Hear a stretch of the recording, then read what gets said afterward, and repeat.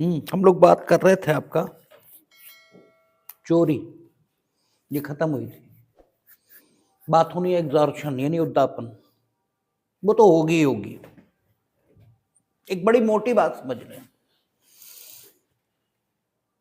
कि आप चीजों को बड़ी स्थूल रूप में लेते हैं, और जब कॉन्स्टिट्यूशनल लॉ पर बात होती है या ज्यूरिस्प्रूडेंस पर बात होती है तो बातें बड़ी तत्व में चलती हैं, वो उतनी स्थूल नहीं होती जितने स्थूल रूप में आप समझ लेते हैं चीजों को। जो कमेंट्स हमें भेजे जाते हैं उनमें हम देखते हैं, हमने सुबह कहा सुपरमेसी ऑफ द कॉन्स्टिट्यूशन का मतलब है रूल ऑफ लॉ। ठीक है, अब आपने लॉ का मतलब समझ लिया इनेक्टेड लॉ, क्योंकि आप लॉ इनेक्टेड लॉ से कुछ अलग होता है ये समझने को तैयारी नहीं है।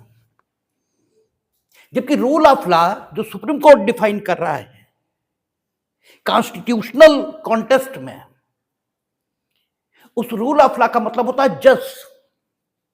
सुप्रीम जो ज्यूरिस्प्रूडेंस में जज की कल्पना है, जो नेचुरल लॉ थ्योरी कहती है, उससे उनका मतलब होता है रूल ऑफ लॉ। और एक तो सबसे बड़ी दिक्कत यह है कि आप ज्ञानार्जन के लिए नहीं पढ़ते, आप दूसरे को गलत साबित करने के लिए पढ़ते हैं। ये एक दूसरी दिक्कत है। तो आप पूरी बात सुनते नहीं हैं, जहां पर भी कोई बात की गई उसके आगे सुनना बंद, आप सुन ही नहीं रहे। हमने आगे ही कहा है सुपरमेसी ऑफ द कॉन्स्टिट्यूशन, ये बहुत बड़ा टर्म इस्तेमाल किया है केशवानंद भारती में कि सुपरमेसी ऑफ द कॉन्स्टिट्यूशन रहेगा। सुपरमेसी ऑफ द कॉन्स्टिट्यूशन इसका मतलब ही हो गया रूल ऑफ लॉ। ये एक्सप्रेसली कहा नहीं उन्होंने, कहा तो उन्होंने यही कि सुपरमेसी ऑफ द कॉन्स्टिट्यूशन रहेगा, लेकिन सुपरमेसी ऑफ द कॉन्स्टिट्यूशन का मतलब क्या हुआ? मतलब तो उसका वही हुआ और वही आगे आया। भाई केशवानंद भारती तो मील का पत्थर है, वहां पर तो पहली बार बात चल रही है।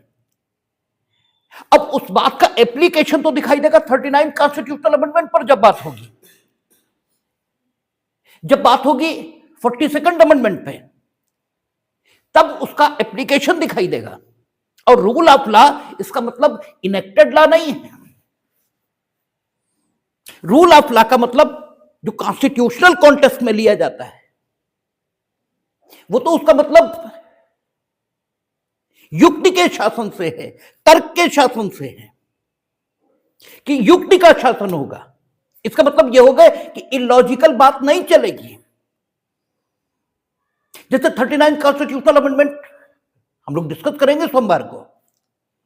अगर भगवान ने चाहा तो वहां आएगा कि president, vice president, prime minister,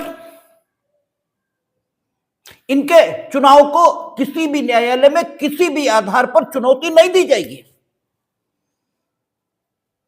अब यह बात युक्ति के खिलाफ है, यह बात तर्क के खिलाफ है। तो रूल ऑफ लॉ यह कहता है कि यह बात नहीं हो सकती। तो लॉ का मतलब इनेक्टेड लॉ नहीं है, लॉ का मतलब युक्ति और तर्क है। सबसे बड़ी समस्या यह है कि आपने बातों को बड़ी स्थूल रूप में समझ रखा है। जैसे कोई संत महात्मा जब कहता है कि दूसरों से प्रेम करना चाहिए, तो आप शरीर के स्तर पर प्रेम, इससे ऊपर की कोई बात ही नहीं जानते हैं। आप उस प्रेम को समझ लेते हैं जो पिता का पुत्र से है, जो दो भाइयों में है। उस प्रेम से कोई मतलब नहीं है। उसका प्रेम का तात्पर्य यह है कि आपके अंदर यह भाव जगना चाहिए कि बस ईश्वरीय हम नहीं हैं। ठीक है, हम है ही नहीं, ईश्वर ही है, इसके अलावा कोई दुनिया में है ही नहीं। यह है किसी संत महात्मा के द्वारा प्रेम की व्याख्या। वो आपके द्वारा समझा गया प्रेम नहीं है। तो आपने जो लॉ समझ रखा है कॉन्स्टिट्यूशनल कॉन्टेस्ट में उसकी बात नहीं होती है जब कहते हैं रूल ऑफ लॉ। और वहीं हमने दूसरी लाइन भी बोली है, हमने कहा कि सबसे बड़ी गलती यह है कि आप कॉलेजों में, स्कूलों में, कॉलेज विद्यालयों में, कोचिंगों में पढ़ते हैं और वहां आपको समझा दिया जाता है कि रूल ऑफ लॉ मतलब डायसी का रूल ऑफ लॉ, जबकि क्लियरली कहा कि डायसी के रूल ऑफ लॉ से कोई ताल्लुक नहीं है। यहां मेनका गांधी में स्पष्ट कहा कि rule of law must prevail, ठीक है, and law must be just, fair and reasonable. इसका मतलब वो लॉ है ही नहीं जो जस्ट नहीं है, जो फेयर नहीं है, जो रीजनेबल नहीं है। उस रूल ऑफ लॉ की बात करना है। और केशवानंद भारती में तो सुपरमेसी ऑफ द कॉन्स्टिट्यूशन, इतनी ही बात उन्होंने की, सिर्फ 5 बातें कही। सुपरमेसी ऑफ द कॉन्स्टिट्यूशन ये बेसिक स्ट्रक्चर है, ठीक है, सेपरेशन ऑफ पावर ये बेसिक स्ट्रक्चर है, डेमोक्रेटिक सेटअप ये बेसिक स्ट्रक्चर है, फेडरलिज्म ये बेसिक स्ट्रक्चर है, और सेकुलरिज्म ये बेसिक स्ट्रक्चर है, ठीक है। स्वयं सुपरमेसी ऑफ द कॉन्स्टिट्यूशन क्या है ये नहीं बताया उसमें, ये हमने अपनी ओर से कहा कि सुपरमेसी ऑफ द कॉन्स्टिट्यूशन का मतलब ही हुआ रूल ऑफ लॉ। क्योंकि कॉन्स्टिट्यूशन, वही बात, आपने बेयर कॉन्स्टिट्यूशन का उसे कॉन्स्टिट्यूशन मान रखा है, जबकि बेयर कॉन्स्टिट्यूशन का बेयर है, वो कॉन्स्टिट्यूशन नहीं है, ठीक है। ये बड़ी, ठीक है, वैसी बात है। आपको अपने मन को थोड़ा तरल करना चाहिए, थोड़ा सूक्ष्म दृष्टिकोण से देखना सीखें। बेयर जो कॉन्स्टिट्यूशन का है वो नहीं है कॉन्स्टिट्यूशन, वो तो कॉन्स्टिट्यूशन का प्रमाण है। अगर कभी कहा जाए कि भारत का संविधान ये नहीं है जो आप बता रहे हो, तब आप बेयर दिखाओगे कि नहीं यही है, ठीक है। तो दैट इज प्रूफ, वो प्रमाण है कॉन्स्टिट्यूशन का, ठीक है। कॉन्स्टिट्यूशन का मतलब तो यह हुआ वो फंडामेंटल प्रिंसिपल्स जो अमूर्त हैं, जो हवा में हैं, जो कहीं है ही नहीं, सिर्फ हमारे मनों में है, वो है संविधान, ठीक है। और वो सर्वोच्च है। तो सर्वोच्च होने का मतलब क्या हुआ, वो सबसे ऊपर है। और कॉन्स्टिट्यूशन क्या है, कॉन्स्टिट्यूशन नहीं है, कॉन्स्टिट्यूशन नाम है उसका, तत्व में वो कानून है, ठीक है ना। कॉन्स्टिट्यूशन तो नाम है उसका, जैसे तुम तत्व में आदमी हो, ठीक है, नाम आपका राम श्याम, राम प्रसाद, खुदा बख्श, कुछ भी हो, ठीक है, वो आपके नाम है, तत्व में आप आदमी हो। तो ऐसे कॉन्स्टिट्यूशन ये नाम है फंडामेंटल लॉ का,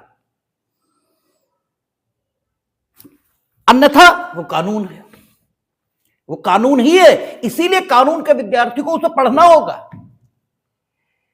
और इसीलिए कानून का प्रशासन करने वाले जो अधिकरण है, जो अथॉरिटीज हैं, वो चाहे सुप्रीम कोर्ट हो चाहे हाई कोर्ट हो, वो उसका प्रशासन करेगा। अब ये अलग अलग बात है कि कुछ कानूनों के प्रशासन की अधिकारिता किसी न्यायालय को दी जाती है, किसी कानून के प्रशासन की अधिकारिता किसी न्यायालय को मिलती है।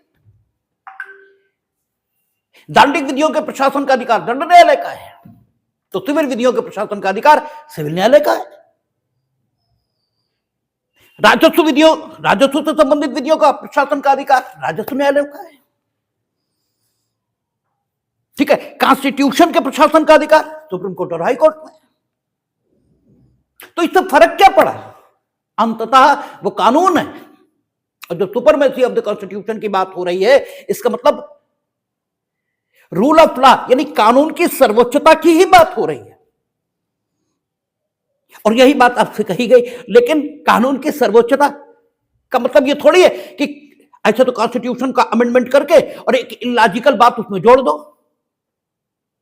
ठीक है। तो जब इलॉजिकल बात जोड़ोगे तो आपके हिसाब से तो वही कॉन्स्टिट्यूशन हो गया, सुपरमेसी उसकी हो गई। नहीं नहीं, क्यों? क्योंकि वो इलॉजिकल बात कानून ही नहीं है, ठीक है। जब वो कानून है ही नहीं तो वो कॉन्स्टिट्यूशन में जुड़ कैसे सकती है? जुड़ ही नहीं पाएगी। ठीक है, वो जुड़ेगा तो वही जो कानून हो सकता है, और जो कानून हो सकता है वो जस्टिस, फेयरनेस और रीजनेबलनेस, बस।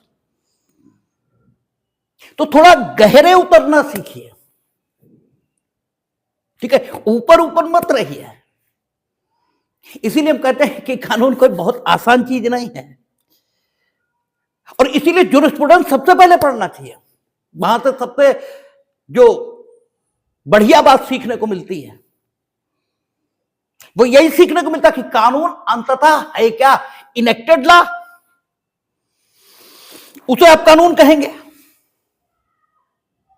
यह कानून में जो अंतर्निहित भावना है उसे आप कानून कहेंगे। ठीक है, वही बात कि जो हम कल बात कह रहे थे कि वो मूर्ख शिरोमणि आए थे। ठीक है, जब हमने कहा कि फला चीज की डेफिनेशन बताओ तो उन्हें उदाहरण देने शुरू कर दिए। हमने कहा उदाहरण नहीं, डेफिनेशन पहले। तो वो बाद में कह रहे यहां तो 3 इडियट जैसी स्थिति है, जबकि वो मूर्ख शिरोमणि है। 3 इडियट में भी उसने पहले डेफिनेशन ही दी। ये अलग बात है कि किताब में लिखी डेफिनेशन नहीं दी, जो डेफिनेशन तत्व में है मशीन की वो दी। उसने ये कहा, कल भी हमने दोहराया था, you can name any device as a machine which reduce human effort. ये मशीन की तात्विक परिभाषा है। और after that he has given the examples. उसने कहा जैसे पैंट की जिप, ये ह्यूमन एफर्ट को कम कर रही है। ठीक है, जैसे निब, जैसे कैलकुलेटर, ये ह्यूमन एफर्ट को रिड्यूस कर रहा है। That is why they are examples of the machine. ये ठीक है कि आप किताब में लिखी परिभाषा मत दो, लेकिन परिभाषा तो दो। अगर आप परिभाषा नहीं दे रहे, सिर्फ एग्जाम्पल दे रहे हो, उसने एग्जाम्पल तो बाद में दिए, पहले डेफिनेशन ही दी। तो ज्यूरिस्प्रूडेंस ये चीज बड़े ठीक से सिखाती है कि अधिकार यानी क्या। जैसे वर्ड आता है शांति स्थापित होनी चाहिए, तो क्या होना चाहिए? शांति नाम किसी लड़की का रख देना चाहिए, उसे लिटाल देना चाहिए, ऐसे करके स्थापित हो गई। ठीक है, ये शांति स्थापित हो गई, इसका क्या मतलब हुआ भाई? इसका मतलब यह हुआ कि व्यवस्था जो चाहती है, यानी व्यवस्था की इच्छा और आपके कार्यों में संगति बैठ गई। अब आपके कार्य व्यवस्था की इच्छा के प्रतिकूल नहीं है, इसी अवस्था को शांति कहा है। शांति नाम है किसका? अवस्था का। ठीक है, आप अवस्था उसे नहीं समझना चाहते। शांति शांति चिल्ला रहे हैं तो आपको शांति लड़की नजर आएगी, अवस्था थोड़ी नजर आएगी। ठीक है, तो इसीलिए कहते हैं कि ज्यूरिस्प्रूडेंस वो सबसे इंपॉर्टेंट सब्जेक्ट है। और इसीलिए हमें बहुत लोगों ने सलाह दी थी और हमने किसी की नहीं मानी। सबने हमसे कहा था कि चैनल जब शुरू कर रहे हो तो सबसे पहले आईपीसी बताना, सबसे पहले फंडामेंटल राइट बताना, उससे लोकप्रिय होगा चैनल। हमने कहा नहीं, हमें पढ़ाना मत सिखाओ। ठीक है, क्या पढ़ाना, कैसे पढ़ाना, ये हमें मत बताओ, वो हम ही तय करेंगे। और हमने सबसे पहले ज्यूरिस्प्रूडेंस शुरू किया। ठीक है, क्योंकि अगर ज्यूरिस्प्रूडेंस नहीं आ रहा है तो आपको गहरे उतरना नहीं आएगा। ठीक है, आप ला का मतलब ला लेंगे, ला का मतलब ये ला नहीं जो इनेक्टेड रखा है। वहां चर्चा इसी बात पे होती कि कानून का मतलब क्या हो सकता है। अगर इनेक्टेड ला कानून का मतलब है, ठीक है, तब तो कॉन्स्टिट्यूशनल अमेंडमेंट कर दिया था ना 39। वो तो उसी तरीके से हुआ जैसे होना चाहिए। तो फिर आप कह कैसे सकते हैं कि ये सब गलत है और ये कॉन्स्टिट्यूशनल अमेंडमेंट नहीं है? इन द सेंस ये आपकी मनमानी है और उसे अनकॉन्स्टिट्यूशनल किया। तो वो तो कहा ही इसीलिए गया ना, क्योंकि कानून ऐसा हो ही नहीं सकता जो जस्ट ना हो, जो फेयर ना हो, जो रीजनेबल ना हो। और रीजनेबलनेस कभी भी स्वयं आपको अपने मामले के निर्णय का हक नहीं देगी। और यह भी कभी नहीं कहेगी रीजनेबलनेस कि आपके कार्य का परीक्षण या आपके कार्य के औचित्य का परीक्षण किया ही नहीं जा सकता क्योंकि वो हमेशा उचित होगा। ये कह नहीं सकती, ये कभी क्योंकि सिर्फ ईश्वर का कार्य उचित हो सकता है हमेशा। तो आप ये कह कैसे सकते हैं कि प्राइम मिनिस्टर के निर्वाचन को किसी भी न्यायालय में किसी भी आधार पर कोई चुनौती दी ही नहीं जाएगी? ये आप कह कैसे सकते हैं? अगर आप ये कह रहे हो, ये बात ही युक्ति के खिलाफ है। और 39 कॉन्स्टिट्यूशनल अमेंडमेंट में आपने लिख लिया कि जब भी प्राइम मिनिस्टर वगैरह के निर्वाचन को चुनौती दी जाएगी तो संसद एक प्राधिकारी नियुक्त करेगी। और संसद किन प्राधिकारियों की नियुक्त करती है, ठीक है, वो तो सरकार की ही इच्छा पर निर्भर होता है क्योंकि सरकार वहां हमेशा बहुमत में है। प्राइम मिनिस्टर हमेशा सरकार को लीड कर रहा है। तो ये तो प्रकारांतर से आपने अपने लिए एक सेफ जोन निर्मित कर लिया। तो ये बात शुरुआत से गलत है। ये सुपरमेसी ऑफ द कॉन्स्टिट्यूशन के विरुद्ध है। Supremacy of the constitution meaning दरबाई कानून की सर्वोच्चता। ये कहा नहीं केशवानंद भारती ने कि सुपरमेसी ऑफ द कॉन्स्टिट्यूशन का मतलब ही ये होता है, ठीक है। जैसे शांति का मतलब ही ये है कि व्यवस्था की इच्छा और आपके कार्यों में संगति बैठ गई है, ठीक है ना। तब जो कुछ है या जो कुछ विद्यमान है उसी को शांति कहा जाता है। और अशांति का मतलब ये होता है कि व्यवस्था की इच्छा और आपके कार्यों में परस्पर विरोध है। यही आपके मन की स्थिति है। ईश्वर की इच्छा और आपके मन की इच्छा में जब विरोध है तो यह अशांति की स्थिति है। और जब ईश्वर की इच्छा और आपके मन की इच्छा में संगति बैठ गई, बस आपके मन में शांति है, यह कहा जाता है। और इसी का अनुभव आप करते हैं। अब आप तय कर लीजिए कि आप अधिक बुद्धिमान हैं या ईश्वर। अगर आपकी यह जिद है कि नहीं, बुद्धिमान तो हम ही ज्यादा हैं,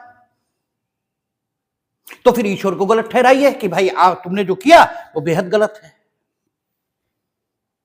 और या फिर ये मान लीजिए कि ईश्वर हमसे अधिक बुद्धिमान है, तो वो जो कर रहा ठीक ही कर रहा होगा। और जब ठीक ही कर रहा तो जो हो रहा उससे विरोध क्या? और जब उससे कोई विरोध ही नहीं तो आपके मन की स्थिति और ईश्वर की इच्छा दोनों में संगति बैठ गई। और जब संगति बैठ गई तो शांति के लिए कोई स्थान ही नहीं। इसीलिए आप देखो जो संत पुरुष हैं वो एकदम शांत है। तो शांति का तो मतलब ही ये होता है, हर बात का कुछ अंतर्निहित अर्थ है, हर बात कुछ कह रही है, हर शब्द कुछ कह रहा है। तो कानून का मतलब ही होता है जस्टिस, फेयरनेस और रीजनेबलनेस। और जस्टिस, फेयरनेस और रीजनेबलनेस को सर्वोच्च होना ही चाहिए, उससे ऊपर कुछ होना ही नहीं चाहिए। इसीलिए कहा सुपरमेसी ऑफ द कॉन्स्टिट्यूशन ये core value of the constitution है। और इसीलिए इतने एब्स्ट्रैक्ट शब्दों का, इतने अमूर्त शब्दों का उपयोग किया केशवानंद भारती में, ताकि निर्वचन की पर्याप्त गुंजाइश रहे, ठीक है। सुपरमेसी ऑफ द कॉन्स्टिट्यूशन जब इसे व्याख्यायित करना शुरू करें तो इसमें रूल ऑफ लॉ भी आ जाएगा, इसमें जुडिशियल रिव्यू भी आ जाएगा, इसमें सारी चीजें आ जाएंगी, ठीक है। सुपरमेसी ऑफ द कॉन्स्टिट्यूशन ये कहा उन्होंने। तो ये ठीक है, दो अप्रोचेस हैं पढ़ने की। एक अप्रोच है हमें सिलेक्शन लेना है, तो फिर सोचिए ही मत, मूर्ख हो जाइए। मूर्ख हो जाइए मेरा मतलब कहने का यह है कि बस याद कर लीजिए सब कुछ, ये मत सोचिए जो है वो क्यों है। और या ये मानकर चलिए कि हमें तो ज्ञान अर्जित करना है, सिलेक्शन हो जाएगा तो बहुत अच्छा, नहीं होगा तो उससे अच्छा, ठीक है। तो फिर अप्रोच बदलिए, फिर तो जुरिस्प्रूडेंस को समझना ही होगा।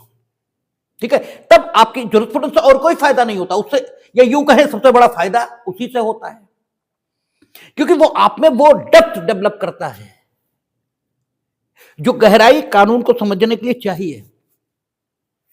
ठीक है, बच्चों जैसे आपके सवाल होते हैं, हालांकि आप बच्चे ही है, ये तो हमें कहना ही नहीं चाहिए, लेकिन ठीक है। अब आप जैसे अनुच्छेद 21, ठीक है, विधि शासन की गारंटी देता है या नहीं देता, इसी पर पूरा एडीएम शुक्ला डिसाइड है, पूरा एडीएम शुक्ला ही इसी पर डिसाइड है। और एडीएम शुक्ला में जस्टिस बेग की आलोचना होती है वो इसी बात पर होती है। अब आप इमरजेंसी का फंडामेंटल राइट पर प्रभाव, उस पर तो 3-4 घंटे बोले हैं हम, 3-4-5 घंटे बोले, मतलब 4-5-6 दिन बोले हैं। उसे देखिए तो, एक बार सुनिए तो, एक बार सुन लीजिए, उसके बाद कोई शंका बचती है तो डेफिनेटली आप पूछें, उसमें कोई दिक्कत नहीं है, लेकिन एक बार सुने तो धैर्य से, और जब सुने तब अपने समस्त ज्ञान को एक तरफ रख दें, प्रश्न करने के लिए न सुने। ठीक है, 2 तरीके हैं सुनने के। एक तरीका ये कि सुनते जा रहे हैं कि अभी इन्हें बताएंगे, ठीक है, ये मन में भाव चल रहा है कि हम पूछ, अभी रुक जाओ, ठीक है, तब आप सुनेंगे ही नहीं, तब आप सुनेंगे ही नहीं, क्योंकि मन में तो ये चला कि कहीं कमी बस मिल भर जाए फिर हम प्रश्न करें। ठीक है, अगर इस भाव से सुनेंगे तो फिर बात नहीं बनेगी।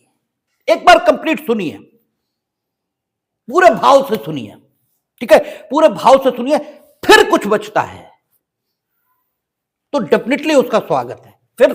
फिर प्रश्न, हमें ऐसा लगता है अपने में कि प्रश्न बचेगा ही नहीं अगर आप एक बार भाव के साथ सुनेंगे। एक बार भाव के साथ उसे सुनिए तो पूरा, ये मानकर कि हमें नहीं आता, सुनकर देखते हैं, एक बार प्रयोग तो करिए। अगर आपने ऐसा किया और उसके बाद नहीं आया तो उसके लिए हम बैठे, ठीक है, कोशिश करेंगे हम भी, और हम कोई ईश्वर तो नहीं है, लेकिन हाँ प्रयास जरूर करेंगे कि आपको संतुष्ट किया जाए। प्रश्न उठना चाहिए आपके मन में, ठीक है, प्रश्न आप करें नहीं, प्रश्न उठे तब ठीक है।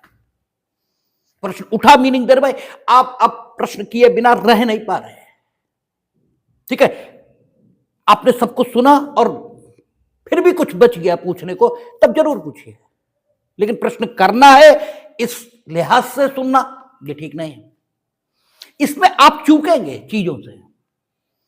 अगर मेरा कहना है कि एक बार आप धैर्यपूर्वक जो कुछ फंडामेंटल राइट्स का प्रभाव बताया गया इमरजेंसी पर, ठीक है, सॉरी, इमरजेंसी का फंडामेंटल राइट पर जो प्रभाव बताया गया है वो देखेंगे तो डेफिनेटली आपकी समस्याओं का समाधान हो जाएगा। फिर भी कुछ बचेगा तो जरूर किया जरूर जाएगा, ठीक है। खैर आगे बात करते हैं हम लोग, देखते हैं।